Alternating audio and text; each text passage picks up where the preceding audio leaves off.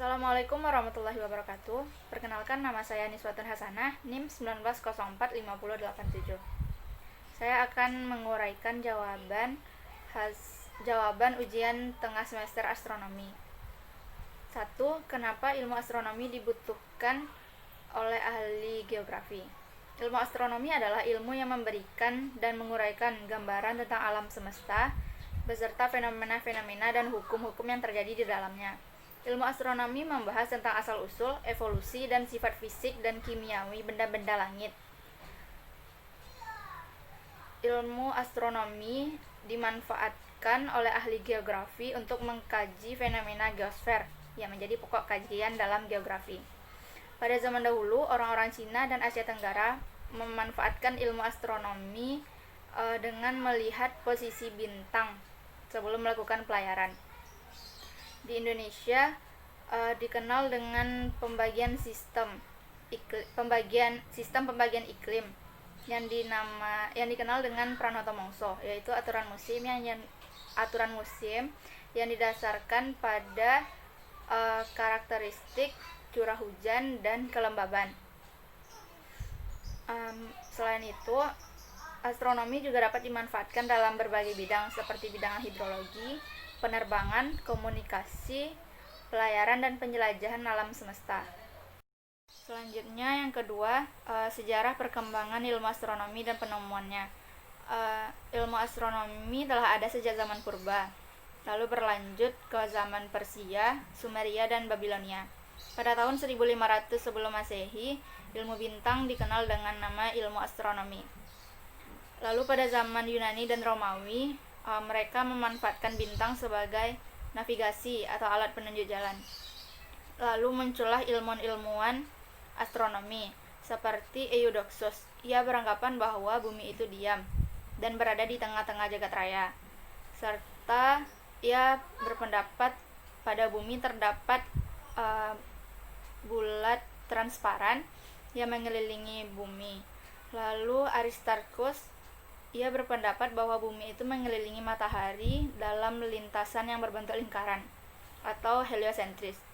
Kemudian Nicolaus Copernicus, ia berhasil mengemukakan teori geosentris di mana matahari sebagai pusatnya. Lalu Johannes Kepler, ia menyusun hukum yang dinamakan hukum Kepler, yang terdiri dari 3 hukum Kepler 1, hukum Kepler 2, dan hukum Kepler 3. Penemuan baru saat ini yaitu ditemukan galaksi terjauh yang bernama GN Z11. Galaksi ini terbentuk 400 juta tahun yang lalu setelah terbentuknya galaksi kita. Setelah terbentuknya alam semesta sekitar 13,5 miliar tahun yang lalu. Yang ketiga yaitu teori pembentukan tata surya dan hukum fisika tata surya. Yang pertama yaitu teori Big Bang. Mereka berpendapat bahwa bintang meledak dahsyat, lalu sisa-sisa bintang mengalir di angkasa. Yang kedua, mereka berpendapat bahwa alam semesta itu mengembang. Namun apakah selamanya alam semesta itu akan mengembang? Mereka berpendapat teori bahwa alam semesta ini mengembang mungkin dapat benar-benar berhenti mengembang dan mulai melambat. Lalu gaya misterius yang tidak dapat dilihat oleh siapapun sedang melawan gravitasi, mendorong alam semesta untuk terpisah lebih cepat dari sebelumnya, yang dikenal dengan nama energi gelap. Ada kemungkinan hukum gravitasi Einstein tidak lengkap. Ada kemungkinan bahwa gravitasi dapat mengubah beberapa hukum dasar fisika. Lalu Lalu hukum fisika tata surya yang dikenal dengan hukum Kepler terbagi menjadi 3. Yang pertama, hukum Kepler 1 berbunyi semua planet bergerak dalam lintasan elips dengan matahari sebagai titik pusatnya. Lalu hukum Kepler 2 variasi kecepatan planet dalam lintasan mengelilingi orbitnya. Lalu hukum Kepler 3 jarak antara planet dengan matahari melalui periodenya, atau waktu yang diperlukan planet untuk melakukan satu kali putaran mengelilingi matahari. Yang keempat, karakteristik dan fenomena pada matahari dan pengaruhnya terhadap bumi. Matahari terbentuk 6,5 miliar tahun yang lalu di sabuk Orion di galaksi Bima Sakti. Matahari terdiri dari 6 lapisan.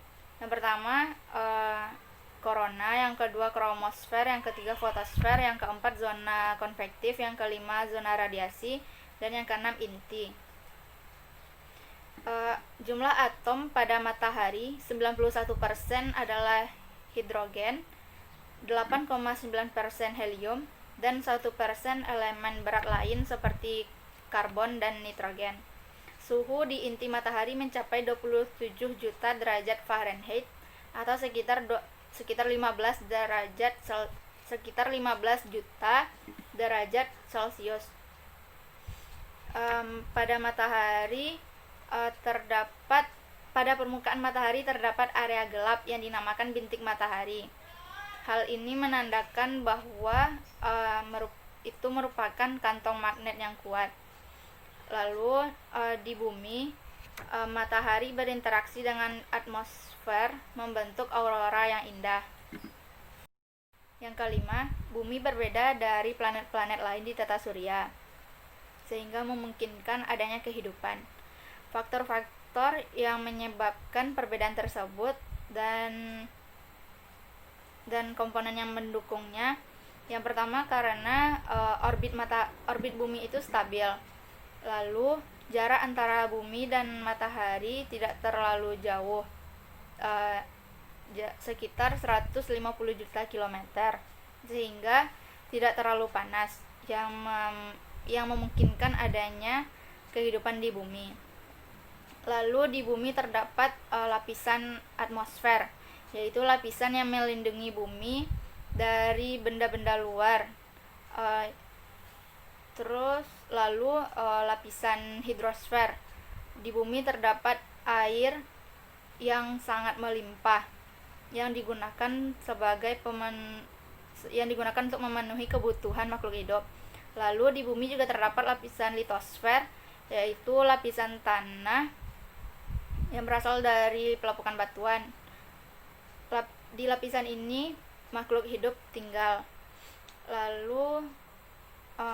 Lalu di bumi kandungan oksigennya sangat besar.